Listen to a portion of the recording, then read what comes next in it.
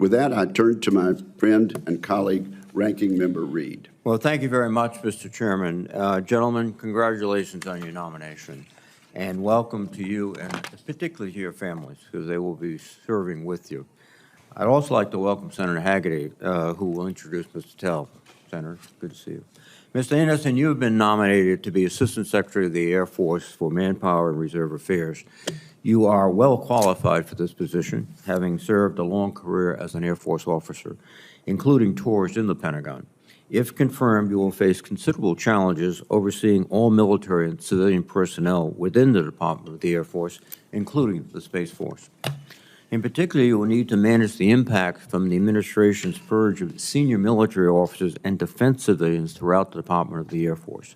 The workforce has been shaken by several months of chaos at the Pentagon, and especially in light of the indiscriminate layoffs and an impending 8% cut to the entire department.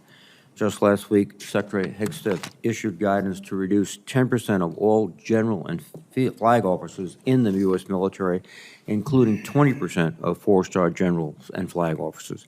Mr. Anderson, I'd like to know how you would plan to oversee such reductions while minimizing the impact on readiness and ensuring all airmen, guardians, and Air Force civilians are treated with the respect they've earned. Mr. Tell, you've been nominated to be the Assistant Secretary of the Army for Civil Works. You bring experience as a Senate staff member and former legislative advisor in the first Trump administration to this role. If confirmed, you will be responsible for overseeing the civil functions of the Army, to include the Army Corps of Engineers and various military cemeteries. This committee has long been concerned with the slow rate of Army construction projects, and the Army must find new ways to streamline and compress its timelines. I would ask you share how you would improve these processes.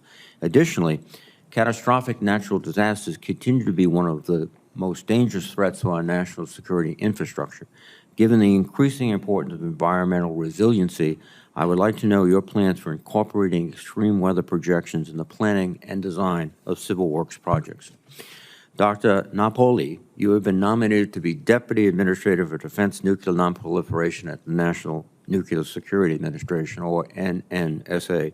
You are well qualified for this role as a former U.S. Navy nuclear officer with considerable experience and schooling in nuclear technologies and international relations.